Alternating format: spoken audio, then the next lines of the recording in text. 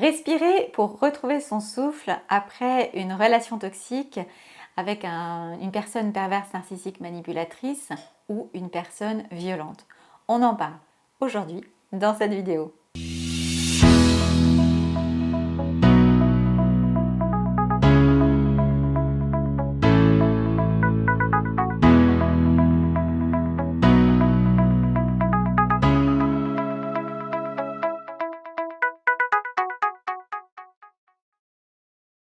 Bonjour mes amis qui chaque jour passez à l'action ou voulez passer à l'action pour vous construire cette vie pleinement libre, indépendante et heureuse que vous voulez et que vous méritez après une relation toxique avec une personne qui vous a fragilisé, qui à un moment donné a mis un frein dans votre vie et donc qui vous a amené dans une situation très inconfortable dont aujourd'hui vous voulez sortir et vous êtes ici au bon endroit.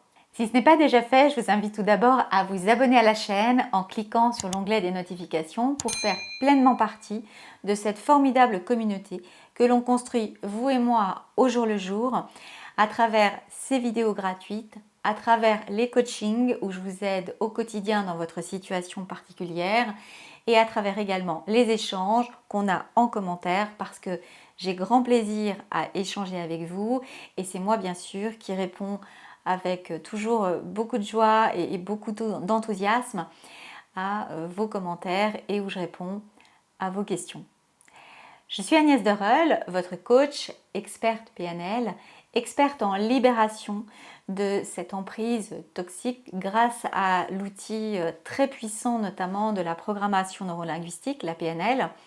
Et je me suis fait former aux États-Unis par le docteur Richard Bandler, le cofondateur de la programmation neurolinguistique. En plus des formations généralistes que j'avais fait auparavant, donc un cursus juridique de master en droit privé et de maîtrise de lettres modernes en communication. Le tout en fait des formations généralistes pour vous aider au mieux et de façon de plus en plus pointue au travers d'une formation permanente pour vous aider au mieux pour vous sortir vous de ces situations grâce aux techniques les plus perfectionnées, les outils incroyables qu'on a en nous, qu'on ne soupçonne pas toujours et pourtant qui sont des ressources et qui sont à la portée de toutes et de tous en fait. On a tous chacun des ressources formidables et il s'agit juste de savoir comment les mobiliser. Et c'est là-dessus que je vous accompagne. J'ai d'ailleurs reçu un mail qui m'a touchée d'une femme qui m'a contactée dans une situation qui était difficile et qui me disait voilà, mais moi j'ai pas fait d'études, ça risque d'être trop compliqué pour moi, est-ce que j'ai une chance de m'en sortir? Mais oui, en fait, c'est pas une question d'études, c'est vraiment une question de mobiliser ses ressources là où on en est. Et en fait, les différentes techniques et les différentes formations qu'il y a autour servent juste à aider à passer à l'action. Et c'est vraiment l'action qui compte et un pas après l'autre. Et on a tous des ressources incroyables et qui nous permettent justement d'avancer et de gagner du temps, puisque le facteur temps, c'est vraiment très important lorsqu'on a vécu une situation toxique pour ne plus en perdre justement. Et c'est en ça en fait que le coaching est vraiment très puissant. Alors concernant le fait de l'importance de la respiration, en fait de retrouver sa respiration, c'est parce que lorsqu'on a eu une relation avec une personne toxique, c'est comme un étau en fait qui progressivement se resserre sur nous. Donc on ne sent pas tout de suite la pression puisque ça vient au détour d'un mot, de différentes phrases, d'une période qui va s'étirer dans le temps, jusqu'au moment donné où on va le sentir et être vraiment emprisonné au point de ne plus avoir l'impression qu'on peut penser par soi-même, qu'on peut agir par soi-même et donc qu'on va arriver à s'en sortir comme une proie qui est dans une toile d'araignée.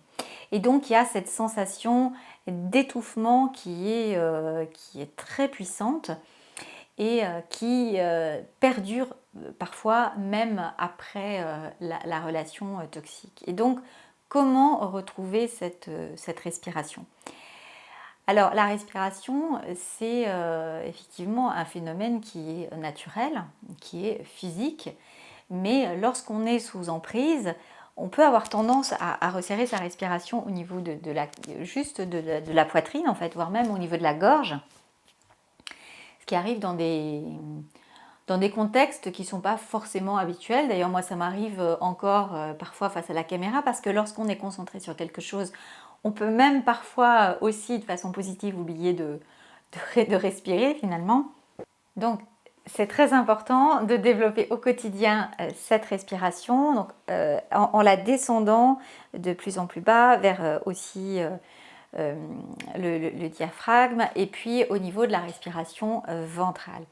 Il existe aussi ce qu'on appelle la cohérence cardiaque. Il y a des petits outils qui existent sur Internet, hein, sur votre téléphone, pour respirer selon un certain rythme, à la fois auditif ou visuel, qui peut vous aider à reprendre le contrôle de votre respiration et ainsi à retrouver physiquement de l'air, ce qui va vous permettre aussi de retrouver de l'air au niveau du mindset et au niveau de votre cœur. Autre outil vraiment formidable, qui est tout simple et à la portée de chacun, et ça je vous le répète souvent, c'est basique et pourtant c'est tellement basique que je vois beaucoup de mes coachés qui l'oublient assez vite, c'est la marche. Ça peut être juste 1 heure, justement dans le contexte actuel où je fais cette vidéo.